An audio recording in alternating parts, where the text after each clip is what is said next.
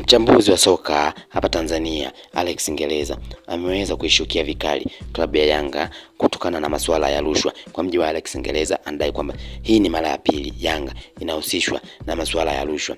Inawezekana wanafanya au hawafanyi, lakini tujiulize, kwa nini wao peke yao na sio wengine? Kuna ukweli umejificha kwenye mamlaka wafanya kazi yao.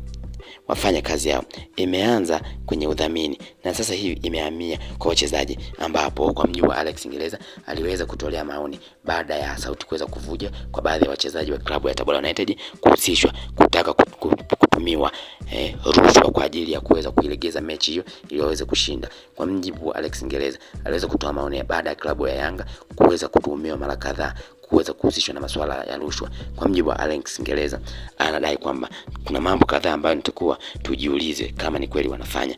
Kwa mjibu wa Alex Ngeleza anasema kweli inawezekana klabu ya Yanga wanafanya masuala ya rushwa au hawafanye, lakini natakiwa tujiulize, kwa nini ni wao peke yao ndio wanaohusisha na sio wengine? Kuna ukweli umejificha kwenye mamlaka, wafanye kazi yao wale wenye mamlaka.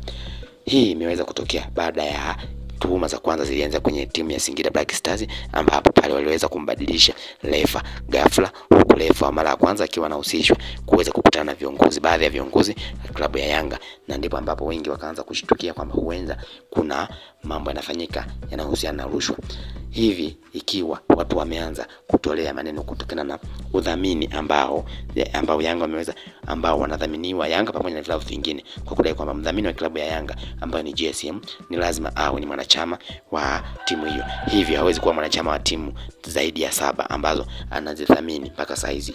Hivyo na kudai kwamba mamlaka ziweze kufanya uchunguzi kama kweli kuna uwezekano wakawa wanatoa hiyo rushwa, baada ya sauti kuweza kuvuja na mchezaji mmoja wa timu ya Tabora United.